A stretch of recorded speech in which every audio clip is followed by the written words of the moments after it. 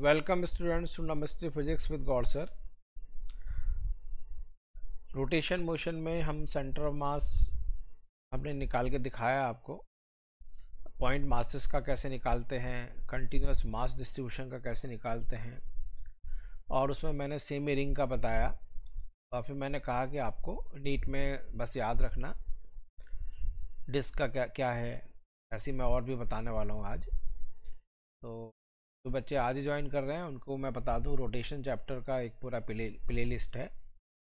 और उससे पहले हमारे पास laws of motion and work power energy की भी प्लेलिस्ट बनी हुई है, इसमें सारे वीडियो हैं। तो ये सारे जो बच्चे जो चैप्टर्स हैं ना, laws of motion, work power energy, rotation, ये डायनेमिक्स के हैं, बैकबोन ऑफ फिजिक्स हैं। तो आप सारे वीडियोस को एक साथ देखिए, धीरे धीरे करके देखने करिए, तब जाकर आपको मैकेनिक्स अच्छी लगेगी। और बच्चे 12th में इसका बहुत ज़्यादा एप्लीकेशन है। तो जो बच्चे 11th में उनको मैं बता दूं, 12th में बहुत काम आता है laws of motion, work power energy and rotation. आगे 12th में बहुत इंपॉर्टेंट है। तो जो 12th के बच्चे हैं उनको तो खैर पता ही है कि कितना इंपॉर्टेंट ये चैप्टर्स हैं। Right from the first chapter तब इनकी एप्लीकेशन आने वाली है। तो चलिए बच्चे वीडियो की तरफ चलते हैं। उससे पहले again we are grateful to Namaste Kavita for providing us a small clip of motivational song for our viewers, especially बच्चों के लिए उन्होंने छोटी क्लिप दी है मोटिवेशनल पर्पस के लिए। तो आप पहले उस सॉन्ग को सुनिए और मोटिवेट होने के बाद फिर हम वीडियो छूट जाए हाथों से उंगली की पकड़, एक मरमी को ना फिर भी पापा दिल में बनाए रखना, कसम खुदा की खड़ा सोना बन के दिखाऊंगा। पापा ना देखो इस तरह मुझे, बेशक ना हो जाए मुझे खुद पर। छोटा हूँ अभी, नादान नहीं, समझ रहा और समझ जाऊंगा। ना छोड़ देना टोर मेरी, कसम मुझे मेरे पापा की, अपने पापा को। हरी भीड़ में पतंग सी उड़ान दिलाऊंगा।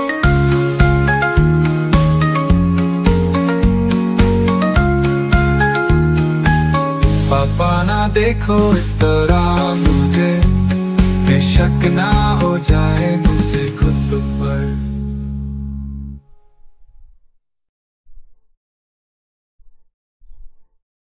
Yes, welcome back. Let us go to the video lecture. चलिए, हियर इट इज। तो ये देखो बच्चे, लास्ट मैंने दिखाया था, ये रिंग का दिख रहा है आपको। थोड़ा मैं एक बार दिखा देता हूँ। ये रिंग का मैंने, सेमी रिंग का मैंने दिखाया था। उसके बाद ये ड्राइव कर लिया 2r/π। फिर सेमी डिस्क का मैंने डायरेक्ट बता दिया, सॉलिड हेमिस्फीयर का बता दिया, हेमिस्फेरिकल शेल का बता दिया। और चलो इसका लिख लो, चाहे कोन का भी लिख लो। कोन का आया हुआ एक बार जे मेंस में भी आया था, और ये डायरेक्ट ही आया था जे मेंस में एडवांस में, कि centre of mass solid right cone का किधर है नहीं। सॉलिड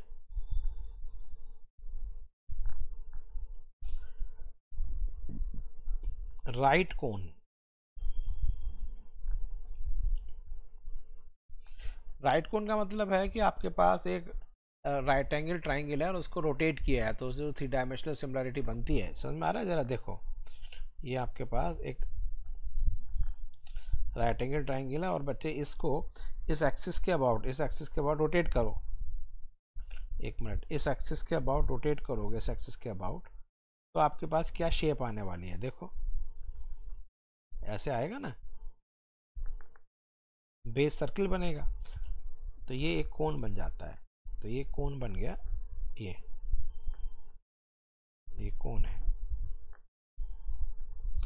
ठीक है। तो इस कोन का कोन बन गया आपके पास, ये इसका बेस है। तो बेस इसका बच्चे क्या बन गया? सर्कल। ठीक है, ये आपके पास ये हो।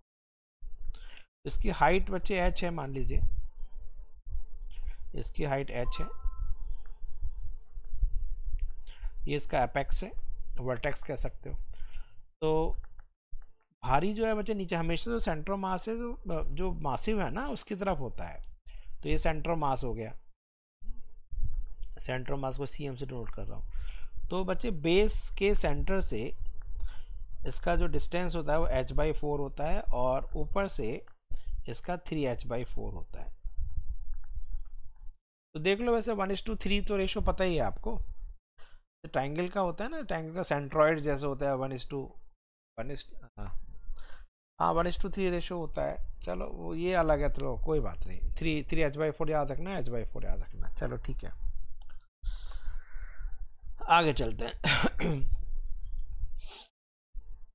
अब हमारे पास जो मैं क्वेश्चंस कराऊंगा बहुत स्पेशल क्वेश्चन है, वेरी स्पेशल।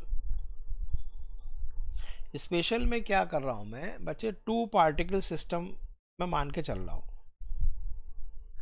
अब आगे जो क्वेश्चंस है ना थोड़ा सा अच्छे लेवल के करा रहा हूं। 2 पार्टिकल सिस्टम, तो हम क्वेश्चंस को, कैसा भी क्वेश्चन है उसको 2 पार्टिकल सिस्टम मान के चलेंगे। जैसे एक क्वेश्चन मैं आपको दे रहा हूं, उसमें मैंने आपको 2 पार्टिकल सिस्टम में समझाया था, यदि आपको याद हो, कि एक हमारे पास ये है मास, और एक मास ये है, याद आ रहा है? इसका मास मान लीजिए m1 है, और ये बच्चे m2 है, और ये इसका सेंटर मास है, सेंटर मास। अब सेंटर मास का मास पता है कितना है? सेंटर ऑफ मास का मास हो जाएगा सम ऑफ मासेस, ये तो होगा।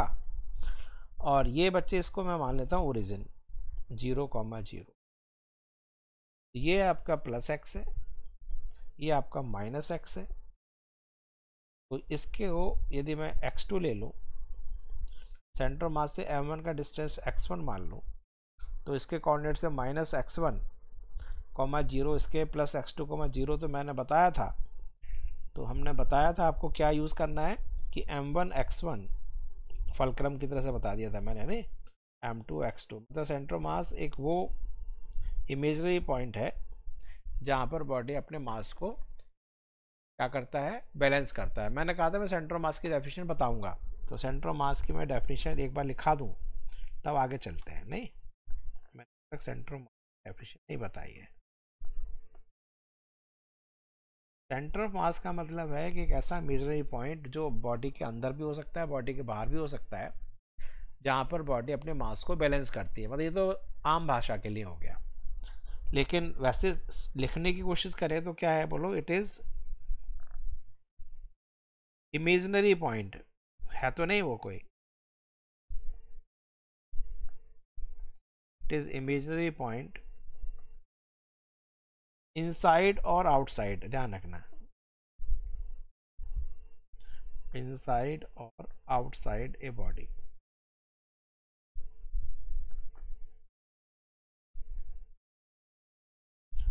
where if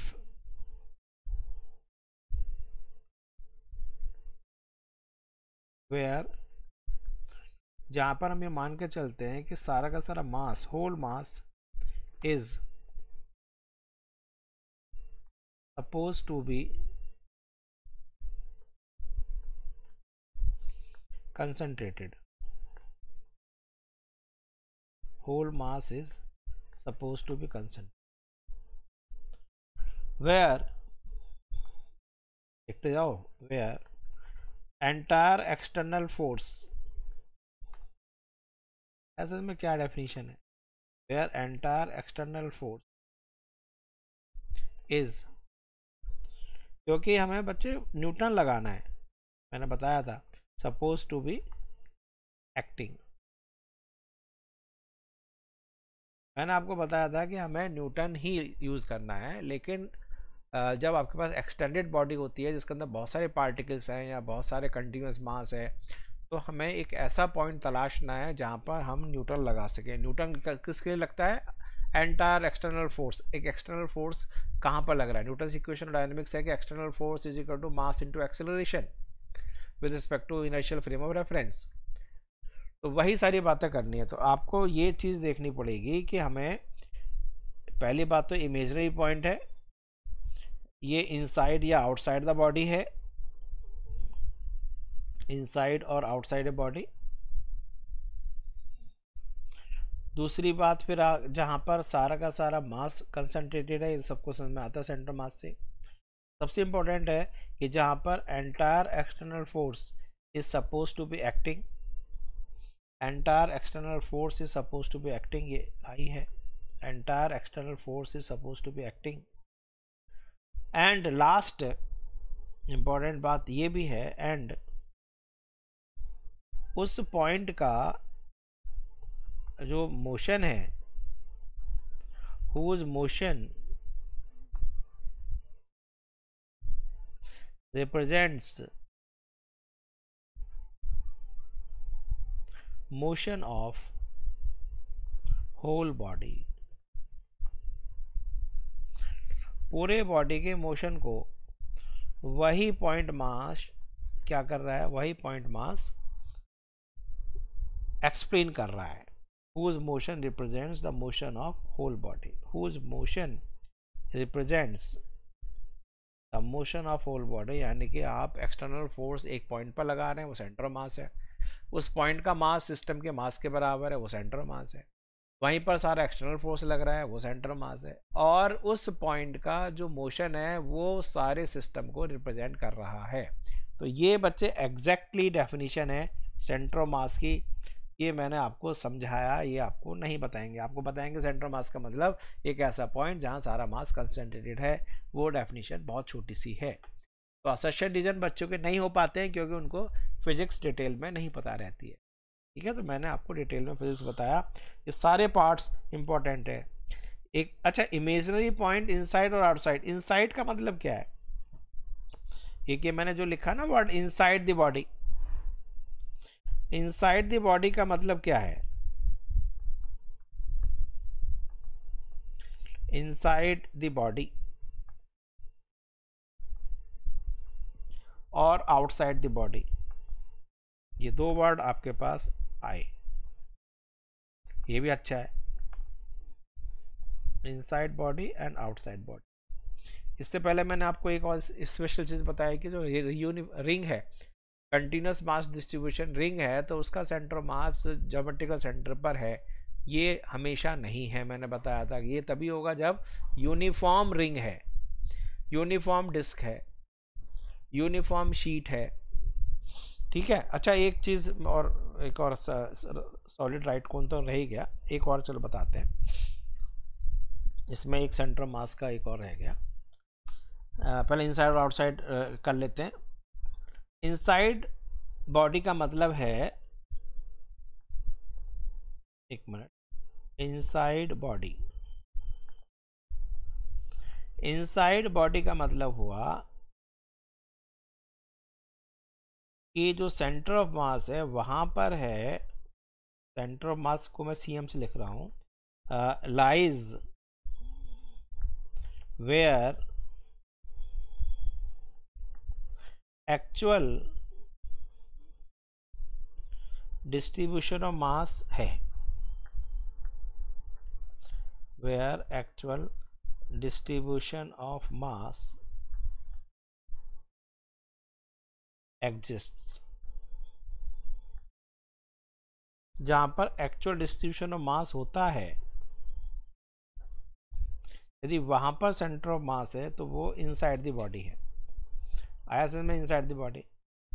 एग्जाम्पल मुझे बताओ,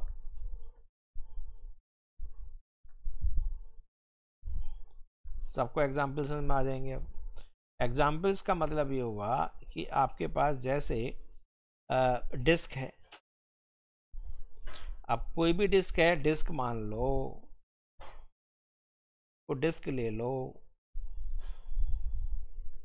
इसको आपके पास इलिप्टिकल डिस्क मान लो, सर्कुलर हो सकता है, इलिप्टिकल मान सकते हैं, डिस्क सर्कुलर हो सकती है, स्फेयर हो सकता है। कौन सा स्फेयर, सॉलिड स्फेयर हो सकता है। एक आपके पास जैसे ये है नहीं, ये आपके पास है रेक्टेंगुलर शीट है, रेक्टेंगुलर शीट, स्क्वायर शीट,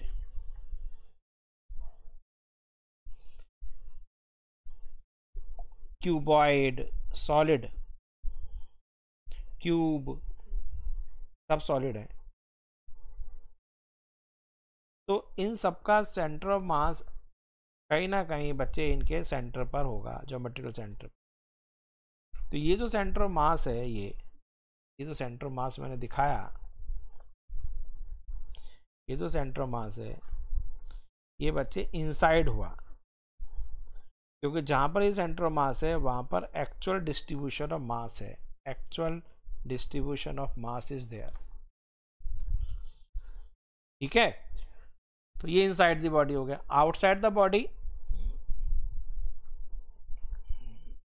बहुत छोटी छोटी बातें हैं इसमें। Outside the body, outside the body का मतलब है जहां पर एक्चुअल डिस्ट्रीब्यूशन ऑफ मास नहीं है, वेयर देयर इज नो, यानी सेंटर ऑफ मास कहाँ लाई कर रहा है, centre of mass lies, centre of mass lies where there is no actual distribution of mass, जहां पर एक्चुअल डिस्ट्रीब्यूशन ऑफ मास नहीं है, there is no actual distribution of mass, जहां पर एक्चुअल डिस्ट्रीब्यूशन ऑफ मास नहीं है वहां पर सेंटर मास लाई कर रहा है।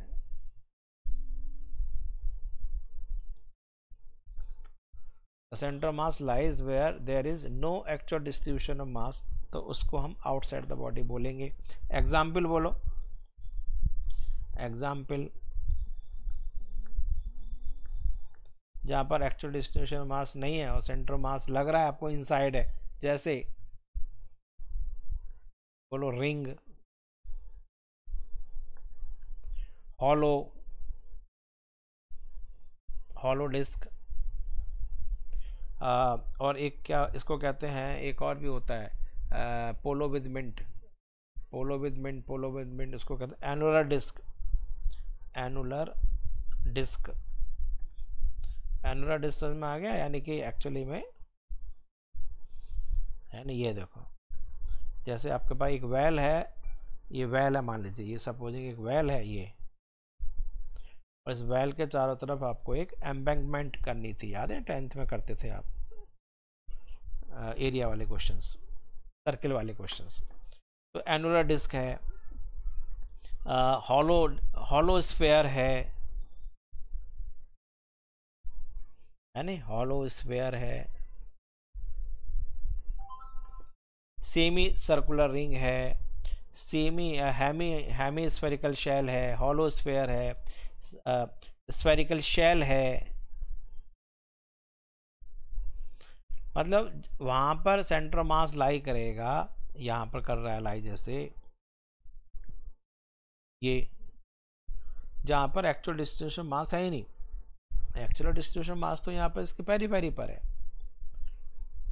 ठीक है ना, ये हो गया। अच्छा मैं कुछ कह रहा था आपसे, हाँ यस, तो ये तो आपको समझ में आ गया इनसाइड और आउटसाइड। एक मैं कह रहा था, इसको याद रखना कि सेंटर ऑफ मास जब भी कोई ट्रायंगुलर शीट है, कोई स्पेशल बात याद रखना, centre of mass of A triangular sheet, centre of mass of A triangular sheet हमेशा सेंट्रॉइड पर होता है। ठीक है, सेंट्रॉइड पर होगा, सेंट्रॉइड। ये जैसे आपके पास ये है,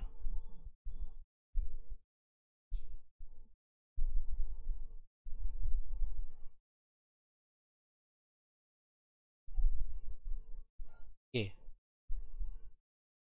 तो इसका जो मीडियन होगा, ये देखो मीडियन ड्रॉ कर लो ना एक बार, इसका मीडियन ले लेते हैं, ये मीडियन, एक मीडियन बच्चे ये है, एक मीडियन ये था। तो इन मीडियन के इंटरसेक्शन पर जो पॉइंट आ रहा है इसका यही सेंटर मास है। तो सेंटर मास जो है बच्चे वो आपका कहाँ पर होगा, सेंट्रॉइड पर। सेंट्रॉइड याद रखना, सेंट्रॉइड समझ में आ गया। इंटरसेक्शन ऑफ मीडियंस,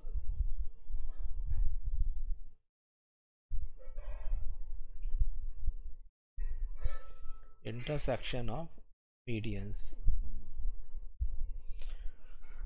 ठीक है, थोड़ा मैंने ऐसे लिख दिया, ऊपर कर दिया मैंने। अब कभी कभी क्या है, छोटी क्लास में आपने करा होगा, 9th या 10th में, 10th में है, स्टेट बोर्ड में 9th में है, और CBSE में शायद 10th में होगा, कोऑर्डिनेट ज्योमेट्री है। तो वहाँ पर क्या होता है, कभी कभी ट्रायंगुलर शीट है, आपको पता है कि ये 2 डायमेंशनल बॉडी है। तो इसके बच्चे हो सकते हैं जो पॉइंट्स, ये जो आपके कॉर्नर्स हैं, कॉर्नर्स के एक I think x1, y1, z1, ऐसे आपके पास x2, y2, z2 तो होगा ही नहीं, खैर ओके, मुझे कहना 2 डायमेंशनल बॉडी है तो z तो होगा ही नहीं, खैर x और y है, तो ये x2, y2 हो गया। ऐसे बच्चे ये x3, y3 है, एक मिनट, x3, y3 है, ये सेंट्रॉइड है।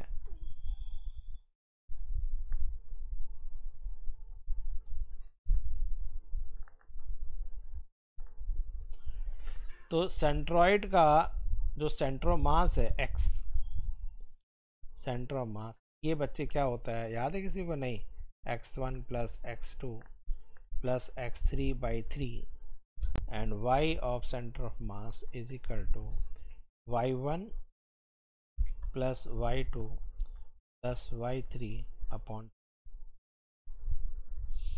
ये बच्चे आपका हो गया। ये भी मैंने आपको ट्रायंगुलर शीट का बता दिया। अब इसमें 2 पार्टिकल सिस्टम का मैंने स्टार्ट किया था ना, उसी को लेकर आ रहा हूँ मैं फिर दोबारा से। 2 पार्टिकल सिस्टम से हमें थोड़ा सा डिफिकल्ट क्वेश्चंस कैसे करते हैं, टाइप्स ऑफ क्वेश्चंस देखो बच्चे, ठीक है, टाइप्स ऑफ क्वेश्चंस जरा देखना।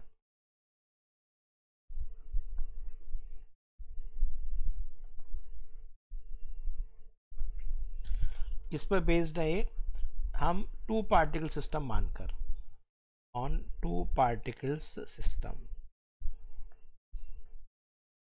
मैं देखो कैसे करा रहा हूं, जरा ध्यान से देखना। इसमें पहला एक क्वेश्चन है, जैसे शेप ले लेना चाहो तो शेप ले लो, ऐसे कोई बात नहीं है, हम शेप भी ले लेते हैं, तो शेप बना लेते हैं। चलो ये ले लेते हैं और कुछ शेप ले लेते हैं, यदि शेप हमें मिल जाए, और ये ले लेते हैं, ओके, हटो। चलिए, अब इसका कलर वलर कुछ चेंज होता हो तो फिर बहुत बढ़िया है, इसका कलर तो चेंज नहीं हो रहा है,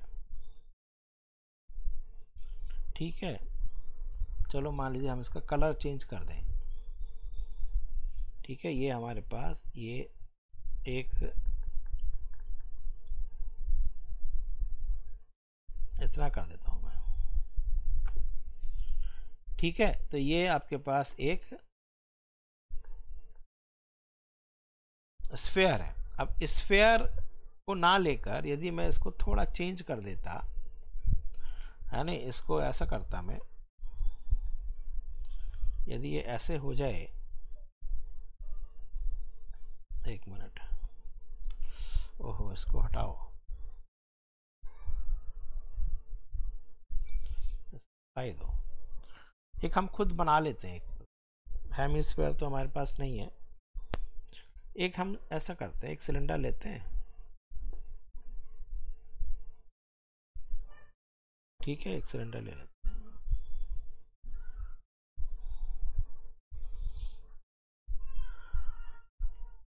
एक सिलेंडर हो गया। इसके ऊपर बच्चे एक हेमिस्फीयर बना लेते हैं,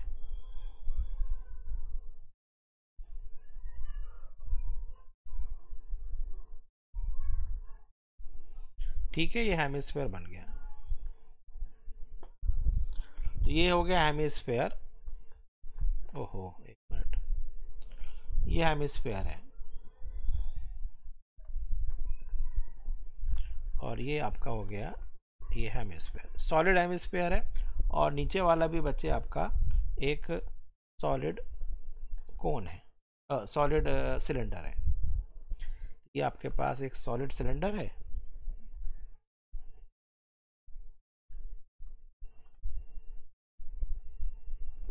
और ये आपके पास सॉलिड हेमिस्फेयर है। इन दोनों का सेंटर ऑफ मास बच्चे कहीं पर है।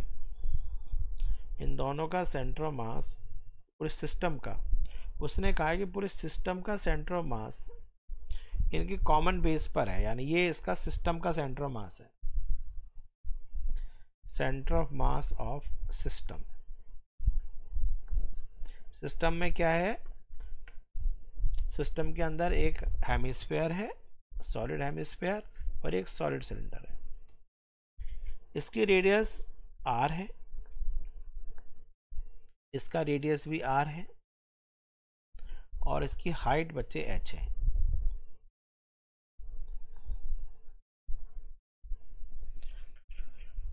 डेंसिटी इसकी बच्चे रो है और इसकी डेंसिटी सपोजिंग 2 रो है।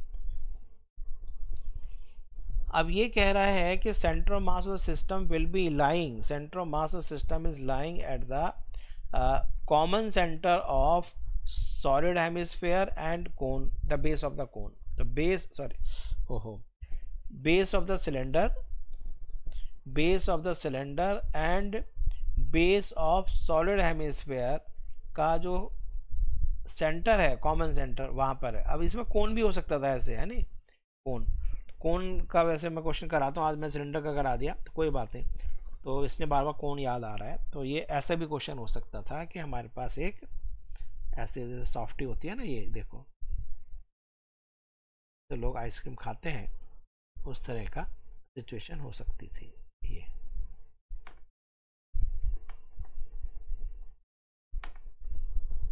समझ में आ गया नहीं, ये ऐसा क्वेश्चन भी हो सकता था। हो ऐसा।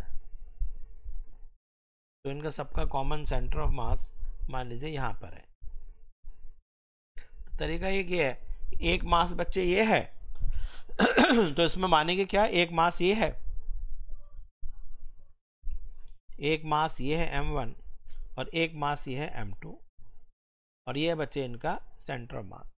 तो मैंने क्या बताया था, यदि सेंटर ऑफ मास को ओरिजिन मान के चल रहे हैं, सेंटर ऑफ मास को यदि ओरिजिन मान लें, ऊपर बच्चे प्लस x है, नीचे माइनस x है,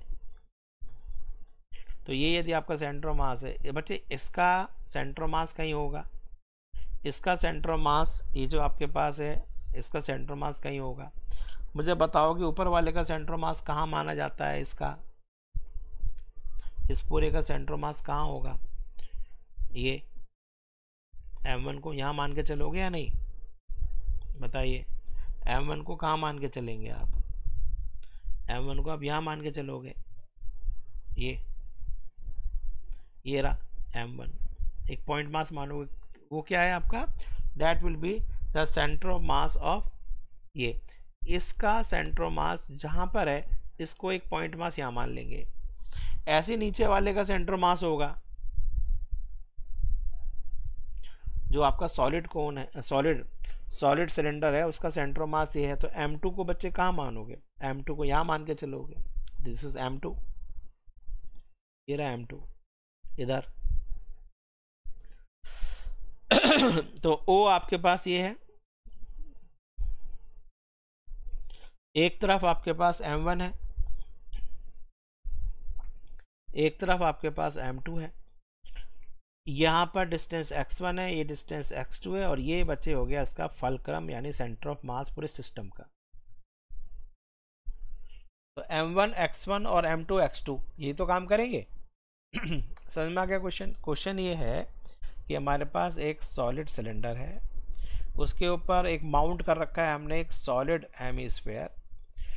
सॉलिड हेमिस्फेयर और जो सॉलिड सिलेंडर है उन दोनों का कॉमन सेंटर ऑफ मास ये है, यानी कि centre of the common, they are common basis. तो अब ये क्वेश्चन पूछ रहा है कि H और R में रिलेशन क्या है। इसका डेंसिटी रो है और इसकी डेंसिटी 2 रो है। इनकी डेंसिटी भी दे रखी है 2 रो। ये क्या डेंसिटीज,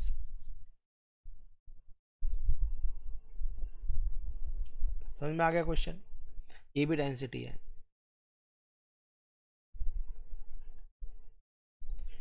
तो अब आपका H और R में रिलेशन पूछ रहा है, तो find the relation between H and R। Question ये है, find relation between H and R for center of mass of system coincides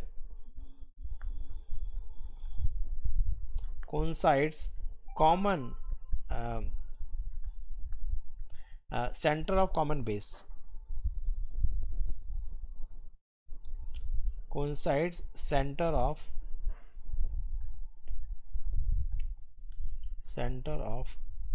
common base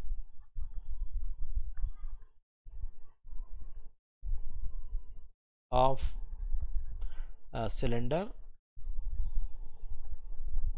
and a hemisphere। तो ये क्वेश्चन बच्चे है जिसको हमें करना है।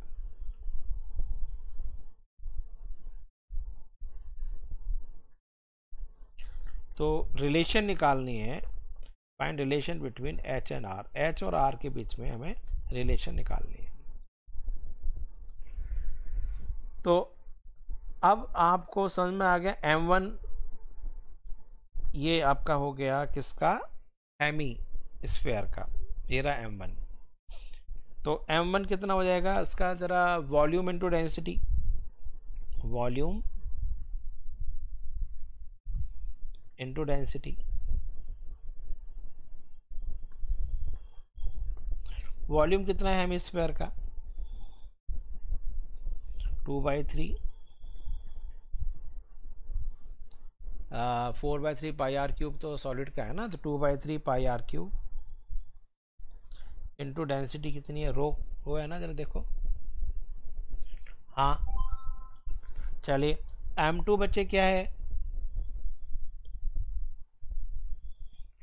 M2 है आपका सॉलिड सिलेंडर का, तो volume into density,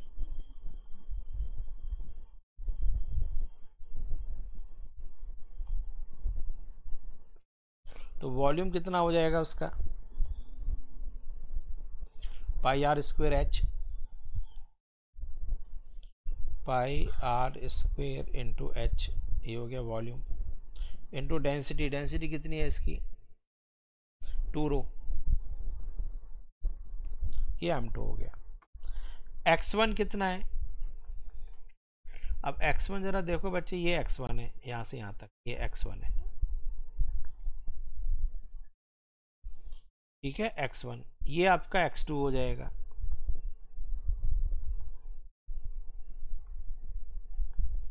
common centre से। अब ये X2 तो सीधा H/2 रहेगा, और X1 जो है आपके पास क्या था, जरा देखो एक बार पीछे, सॉलिड हेमिस्फेयर, सॉलिड हेमिस्फेयर का मैंने बताया 3/8R है ना, 3/8R है। चलो X1 को लिख देते हैं 3/8R, और X2 को लिख देते हैं H/2। तो अब आपके पास हो गया formula M1x1 is equal to M2x2। M1 आ गया आपके पास 2/3 pi r cube two rho into 3/8R is equal to pi r square H into 2 rho into H/2। तो अब इसको बच्चे सॉल्व कर लेना। पाई से पाई ले लेते हैं। आर स्क्वेयर से एक आर बच रहा है, रो से रो कैंसिल हो रहा है और एच हो रहा है, 3 से 3 कैंसिल हो रहा है, 2 4 जा 8 हो रहा है, 2 2 जा 4 हो रहा है। अब क्या बात बन रही है, तो यहाँ पर बन रहा है I think r square by 2 और उधर आ रहा है 2, ये रहा 2h स्क्वेयर। तो r square is equal to 4h square. इसका मतलब आ गया बच्चे are is equal to 2h। आपको क्वेश्चन समझ में आया? ये करना नहीं। तो centre of mass of 2 particle system को यदि हमने ओरिजिन मान लिया है तो हम क्वेश्चन किस तरह से करते हैं ये आपने देख लिया। और थोड़ा क्वेश्चन कराऊं, ये बहुत आता है बच्चे नीट में। देखिए क्वेश्चन,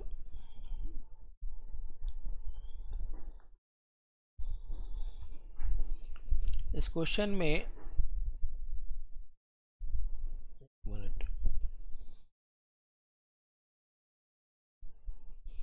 ओके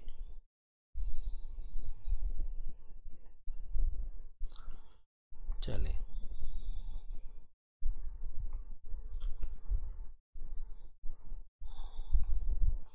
सपोजिंग आपके पास एक डिस्क है,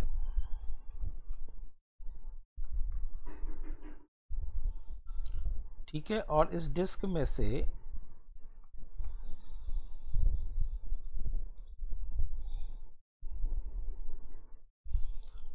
समझ में आ रहा है आपको? नहीं, क्या करना चाह रहा हूं मैं। इस डिस्क का सेंटर मास ये है,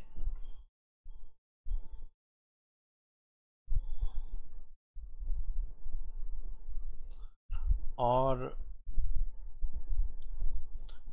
ये आपके पास एक बड़ा डिस्क है,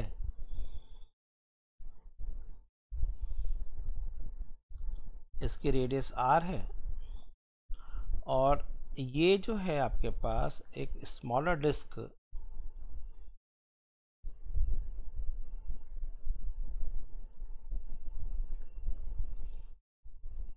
स्मॉलर डिस्क ऑफ रेडियस, इसकी रेडियस कितनी है बोलो?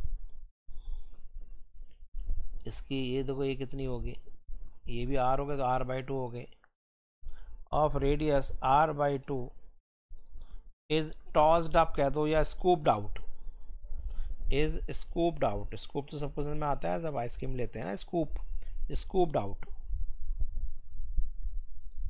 तो स्मॉलर डिस्क, एक smaller disc of radius r/2 is scooped out from the bigger one, ठीक है, from big disk।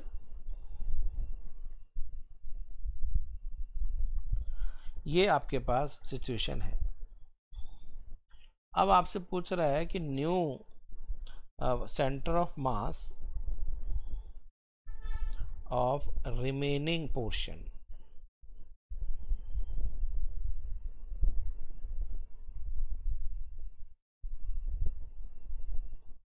Centre mass of remaining portion पूछ रहा है। अब इसमें करते क्या है मुझे बताओ। अब इसमें जिसको निकाला है,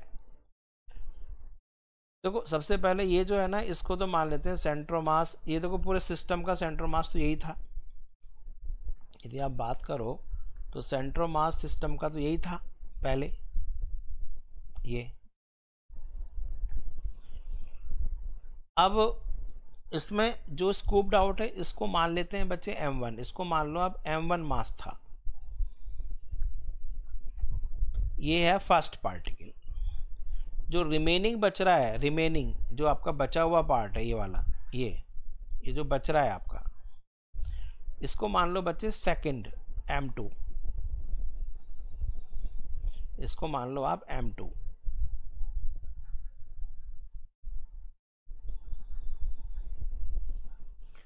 तो अब आपको ये पता लगाना है कि M2 कहाँ पर होना चाहिए, क्योंकि देखो ये स्कूप्ड आउट कर दिया तो बच्चे ये वाला पोर्शन बच रहा है ना, ये जो है बस जो आपका कलर ऑरेंज कलर का दिख रहा है, केवल ये पोर्शन बच रहा है, ये वाला तो हट गया,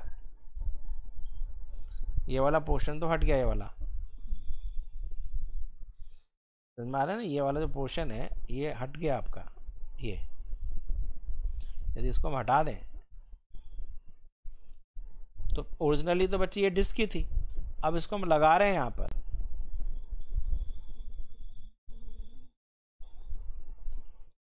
तो ये पूछ रहा है, एक मिनट, ठीक है। तो ये यदि आपका लगा हुआ था, यदि ये हटा हुआ नहीं था, यदि ये वाला पोर्शन जो हमने हटाया है वो नहीं इसके साथ इंटैक्ट था, इसके साथ यदि इंटैक्ट था तो बच्चे ये सेंटर मास है। अब इसको हटा दिया तो बच्चे रिमेनिंग पोर्शन का सेंटर मास कहाँ है, तो ये पूछ रहा है। ऐसा करते हैं, इसको 2 पार्टिकल सिस्टम मान के चलते हैं। तो ये जो बच्चे ओरिजिनल है, ये देख लो, ये सेंटर मास है, ये रहा सेंटर मास ऑफ सिस्टम। ये बच्चे M1 को यहाँ मान लेते हैं, आगे आप समझ में, M2 को यहाँ मान लेते हैं, ये M2 है, ये M1 है, ये डिस्टेंस बच्चे x1 है, ये डिस्टेंस x2 है। तो आपका पास फॉर्मूला क्या है, वही जो मैंने आपको बताया कि M1 x1 is equal to M2 x2। अब इसको जितना जल्दी कर सकते हो उतना करो, क्योंकि बच्चे जो डिस्क है वो यूनिफॉर्म डिस्क है, यूनिफॉर्म मास डिस्ट्रीब्यूशन है।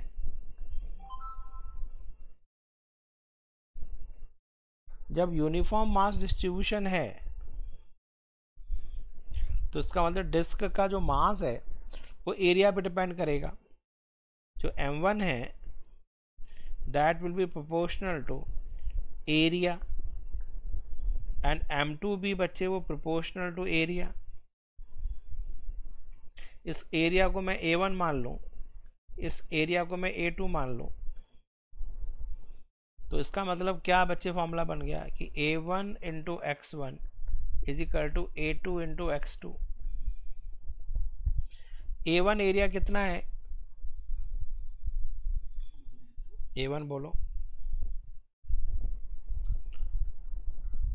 जो A1 एरिया है ये वाला जो पोर्शन है, ये दिस वन, ये जो पोर्शन दिख रहा है आपको, ये जो है ये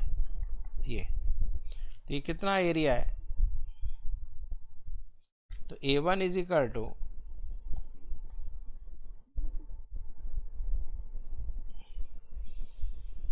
बोलो पाई इंटू R बाई 2 का होल स्क्वायर, यानी pi into R square by 4। और जो A2 है, जो बचा कुचा पोर्शन है, वो बच्चे क्या होगा, बड़े वाले डिस्क में से छोटा वाला डिस्क हटाएंगे, यानी ये हो गया 3 पाई R स्क्वायर बाई 4। यानी कि इसको यदि मैं A मान लूँ तो बच्चे ये 3A है। लो और आसान हो गया, आ रहा है इसमें नहीं, तो हम जितना आसान, ये मैंने आपको बड़ा करके दिखाया है, अदरवाइज आपको सीधा सीधा पता है कि A1 x1 is equal to A2 x2। यदि ये बच्चे स्फेयर होता है, स्फेयर में से छोटा स्फेयर निकाल लेते हैं, तो फिर मास जो है वॉल्यूम पे डिपेंड करता। तो क्वेश्चन को पढ़ लेना, डिस्क बच्चे डिस्क का कर लेते हैं, हो सकता है कि क्वेश्चन नीट में या जेईई मेंस में आपका स्फेयर का आ जाए।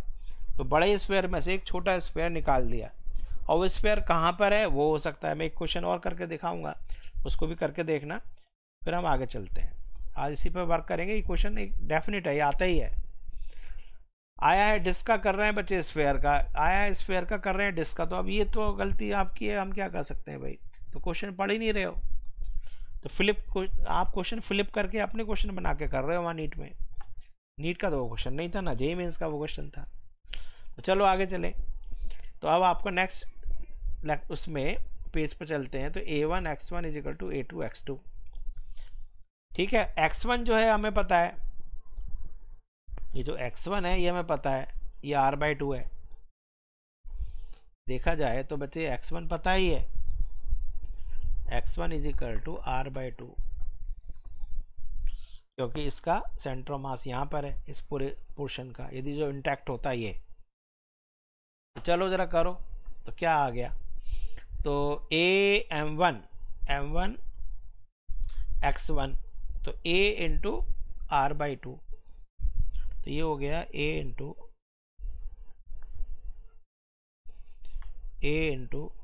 r/2 is equal to 3a into x2।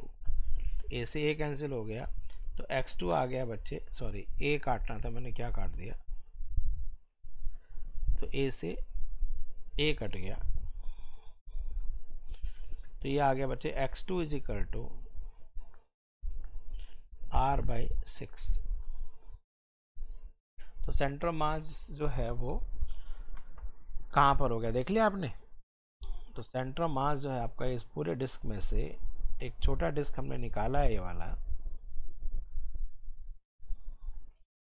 वाला पोर्शन स्कूप्ड आउट कर दिया है।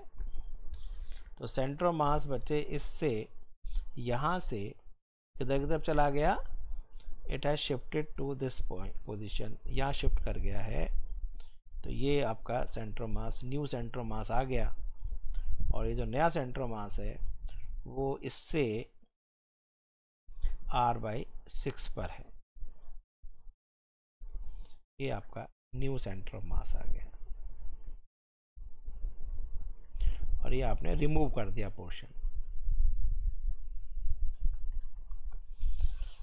इसी क्वेश्चन को एक बार करके देखो जरा, ऐसे क्वेश्चन कर देता हूँ, चलो एक क्वेश्चन मैं पूछ लेता हूँ।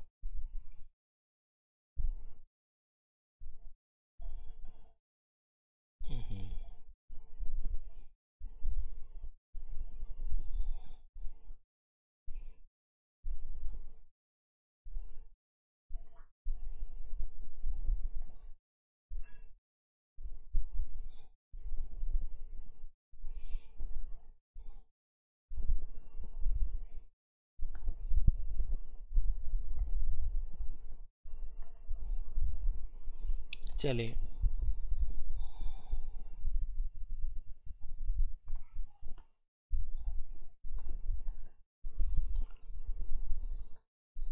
अब इसको ऐसा करते हैं,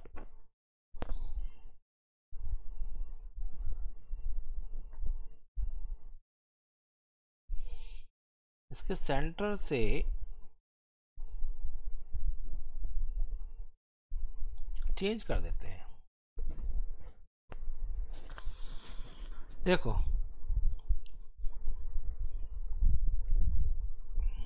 ये तो आपका सेंटर है,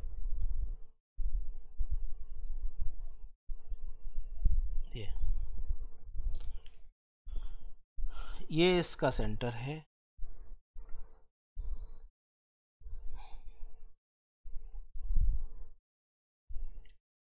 और ये इसकी रेडियस है,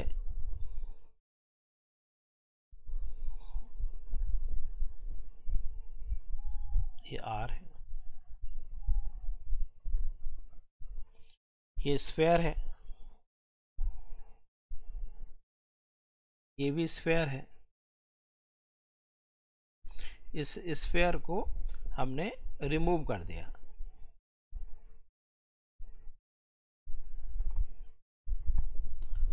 अब इसकी जो बच्चे सेंटर का हो सकता है, मैं यहाँ से ये डिस्टेंस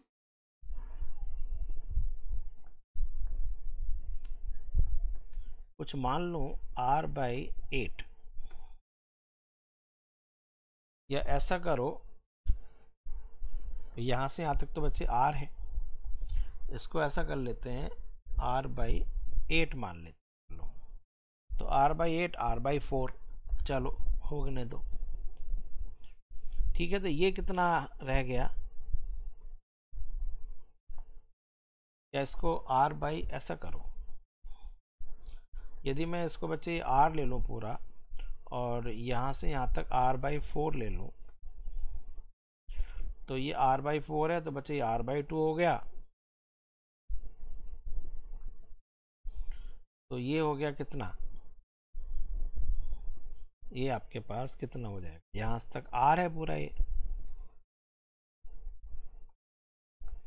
ये r/4 है, तो r माइनस r/4 हो गया नहीं?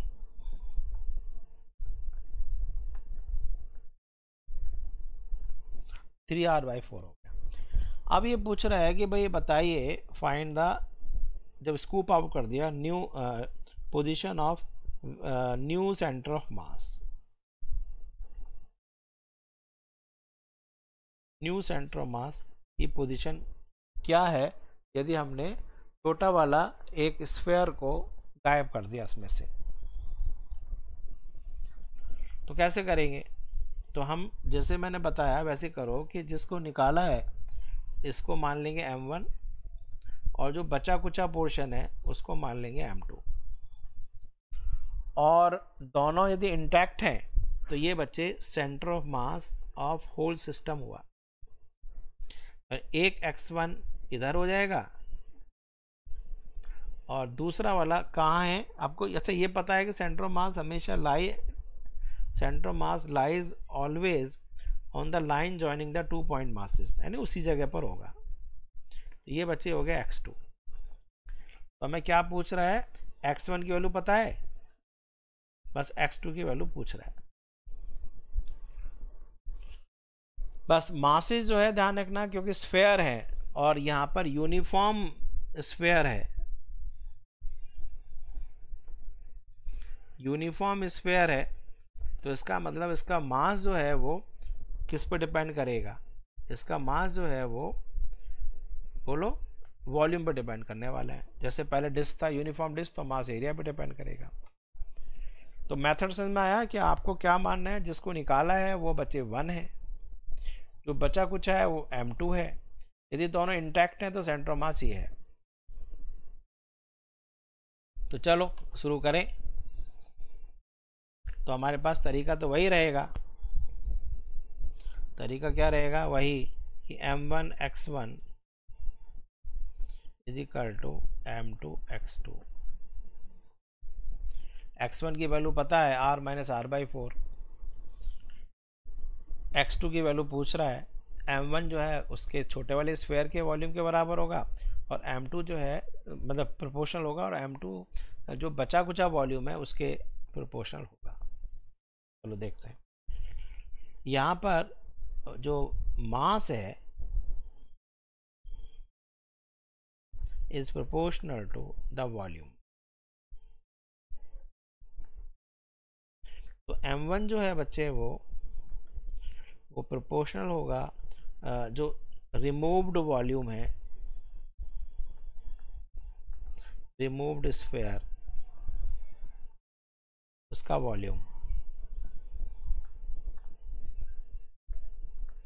तो दैट इज प्रोपोर्शनल टू, बच्चे गड़बड़ मत कर देना, 4/3 पाई आर।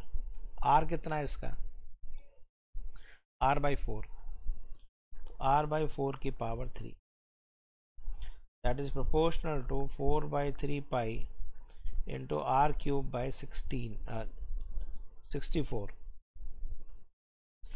and जो m2 है is proportional to the remaining volume, remaining volume कितना है आपके पास? अच्छा सॉलिड है तो 4/3 pi r³ minus 4/3 pi into r³/64, that is proportional to 4/3 pi r³, common ले लेते हैं, 1 माइनस 1/64,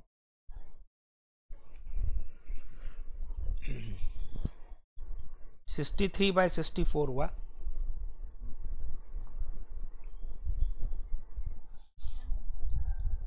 हो गया proportional to 63/64 into 4/3 pi r³।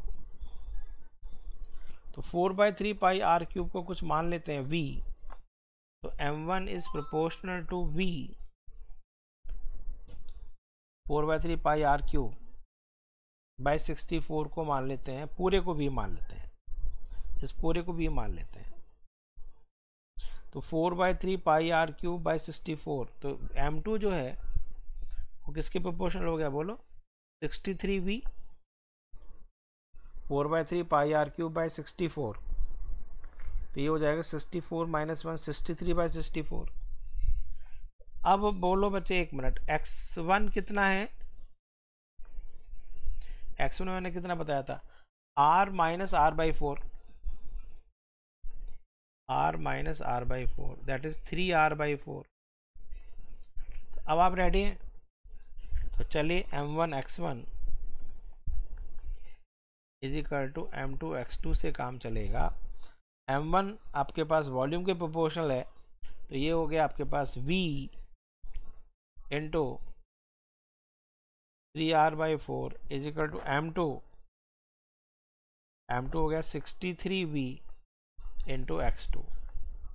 तो ये आपके पास आंसर आ रहा है, v से v कैंसिल हो जाएगा, तो 4 3 2 6 21 हो गया। तो आपके पास जो आंसर आ गया बच्चे x2 is equal to r upon 84। एक मिनट, गलती हो रही है क्या, 4 एकम 4 84 आया बच्चा, आपको करना आ गया नहीं समझ में। तो आज मैंने आपको क्वेश्चंस के, देखो 2 पार्टिकल सिस्टम, कोई भी मेथड को जरा पकड़ो, मैंने कैसे किया कि एक स्कूप्ड आउट वाला पोर्शन जरूर आता है, डिस्क निकालेगा या बड़े स्पेयर में से छोटा स्पेयर निकालेगा। तो ये क्वेश्चंस बच्चे आप करने की प्रैक्टिस कर लीजिए, बहुत इंपॉर्टेंट क्वेश्चंस होते हैं। अब आगे जो है बच्चे हम सेंटर ऑफ मास का मोशन करेंगे। एक आध चाहें तो आप और देख लेना है, डिस्क में से एक स्क्वायर शीट है, उसमें से एक छोटा सा 1/4 स्क्वायर निकाल लो। अब वो स्क्वायर जो है वो कैसा है, स्क्वायर हो सकता है या फिर इस तरह का हो सकता है क्वेश्चन, मतलब देख लेना, करके देखना, नहीं है तो मैं नेक्स्ट टाइम एक क्वेश्चन और कराकर फिर मोशन ऑफ सेंटर मास करेंगे, उसमें बहुत स्पेशल क्वेश्चन। ठीक है, तो आप इसको रिवाइज करिए धीरे धीरे। मैं बहुत अच्छे टॉपिक्स में एप्लीकेशन ज़्यादा है चैप्टर के अंदर। Let us close this meeting, I and the meeting now.